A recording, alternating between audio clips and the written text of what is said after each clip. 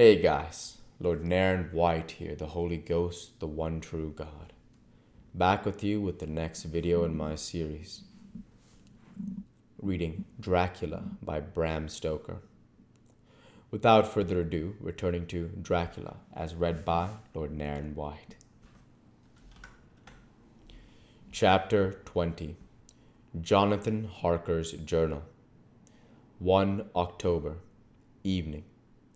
I found Thomas Snelling in his house at Bethnal Green, but unhappily he was not in condition to remember anything.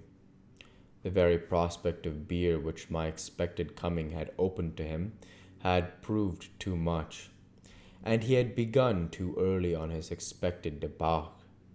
I learned, however, from his wife, who seemed a decent, poor soul, that he was only the assistant of Smollett, who, of the two mates, was the responsible person. So I drove to Walworth, and found Mr. Joseph Smollett at home and in his shirt sleeves, taking a late tea out of a saucer. He is a decent, intelligent fellow, distinctly a good, reliable type of workman, and with a headpiece of his own.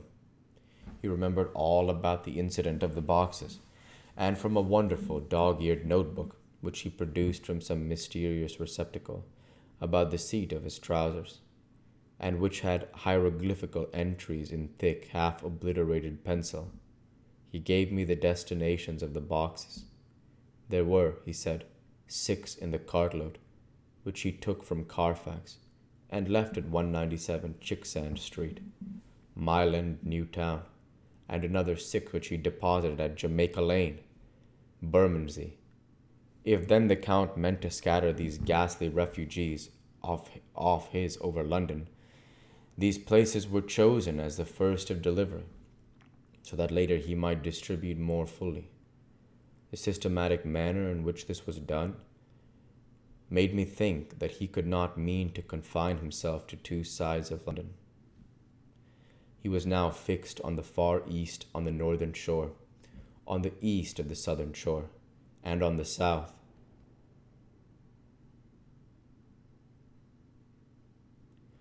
The north and west were surely never meant to be left out of his diabolical scheme, let alone the city itself and the very heart of a fashionable London in the southwest and west. I went back to Smollett and asked him if he could tell us if any other boxes had been taken from Carfax. He replied, "Well, governor, you've treated me very handsome. I had given him half a sovereign, and I'll tell you all I know. I heard a man by the name of Bloxham say 4 nights ago in the R&Ounds in Pincher's Alley as how he is and his mate had a rare dusty job in a old house at Purfleet. There ain't a many such jobs as this here. And I'm thinking that maybe Sam Bloxham could ye tell summit." I asked if he could tell me where to find him. I told him that if he could get me the address, it would be worth another half sovereign to him. So he gulped down the rest of his tea and stood up, that he was going to begin the search then and there. At the door he stopped and said, "Look here, governor. There ain't no sense in me a-keeping you here. I may find Sam soon, or I mayn't. But anyhow, he ain't like to be in a way to tell ye much tonight. Sam is a rare one when he starts on the booze. If you can give me an envelope with a stamp on it, and put your address on it, I'll find out where Sam is to be found, and post it to ye tonight. But ye'd better be up, arter I'm soon in the morning. Never mind the booze the night afore." This was all practical, so one of the children went off with a penny to buy an envelope and a sheet of paper, and to keep the change. When she came back, I addressed the envelope and stamped it, and when Smollett had again faithfully promised to post the address when found, I took my way home. We're on the track anyhow. I am tired tonight, and I want to sleep. Mina is fast asleep and looks a little too pale. Her eyes look as though she had been crying. Poor dear. I've no doubt it frets her to be kept in the dark, and it may make her doubly anxious about me and the others.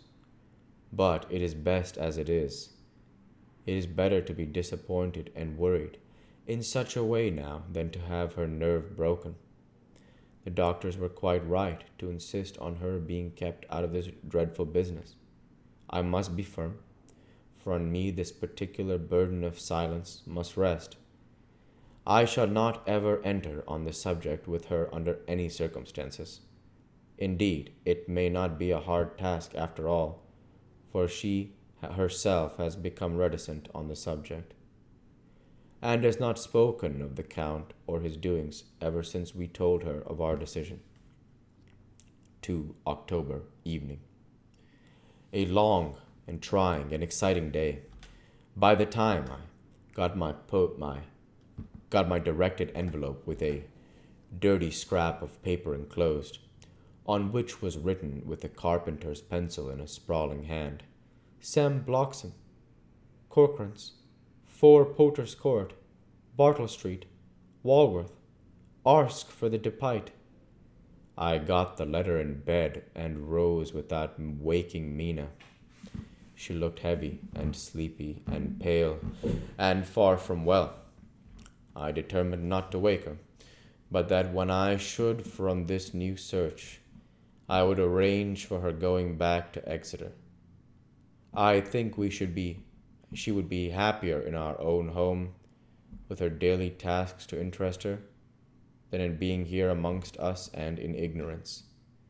I only saw Dr. Seward for a moment, and told him where I was off to, promising to come back and tell the rest so soon as I should have found out anything. I drove to Walworth and found, with some difficulty, Potter's Court. Mr. Smollett's spelling misled me, as I asked for Potter's Court instead of Potter's Court. However, when I found the court, I had no difficulty in discovered Corcoran's lodging house. When I had asked the man who came to the door for the Depite, he shook his head and said, I don't know, there ain't no such person here. I never heard of him in all my bloomin' days. Don't believe there ain't nobody of that kind living here or anywheres. I took out Smollett's letter, and as I read it, it seemed to me that the lesson of the spelling of the name of the court might guide me. What are you? I asked. I'm the deputy, he answered. I saw at once that I was on the right track. Phonetic spelling had again misled me. A half-crown tip put the deputy's knowledge at my disposal, and I learned that Mr. Bloxham, who had slept off the remains of his beer on the previous night at Corcoran's, had left for his work at Poplar at 5 o'clock that morning. He could not tell me where the place of work was situated, but he had a vague idea that it was some kind of new-fangled warehouse, and with this slender clue I had to start for Poplar. It was 12 o'clock before I got any satisfactory hint of such a building, and this I got at a coffee shop where some workmen were having their dinner. One of them suggested that there was being erected at Cross Angel Street a new cold storage building, and as this suited the condition of a newfangled warehouse, I at once drove to it. An interview with the surly gatekeeper and a surlier foreman, both of whom were appeased with the coin of the realm, put me on the track of Bloxham. He was sent for on my suggestion that I was willing to pay his day's wages to his foreman for the privilege of asking him a few questions on a private matter. He was a smart enough fellow, though rough of speech and bearing, when I had promised to pay for information and gave him an earnest. He told me that he had made 2 days' journey between Carfax and a house in Piccadilly, and had taken from this house to the latter 9 great boxes, main heavy ones, with a horse and cart, hired by him for this purpose. I asked him if he could Tell me the number of the house in Piccadilly, to which he replied, Well, governor, I forgets the number, but it was only a few door from a big white church, or something of the kind, not long built. It was a dusty old house, too, though nothing to the dustiness of the house we took the bloomin' boxes from. How did you get in if both houses were empty? There was the old party, but what engaged me a waitin' in the house at Purfleet. He helped me to lift the boxes and put them in the dray. Curse me, but he was the strongest chap I ever struck. Him a old feller with a white mustache, one that thin you would think he couldn't throw a shatter. How this phase thrilled through me. Why, he took up his end of the boxes like they was pounds of tea, and me a puffin' and a blowin' afore I could upend mine anyhow. And I'm no chicken neither. How did you get into that house in Piccadilly? I asked.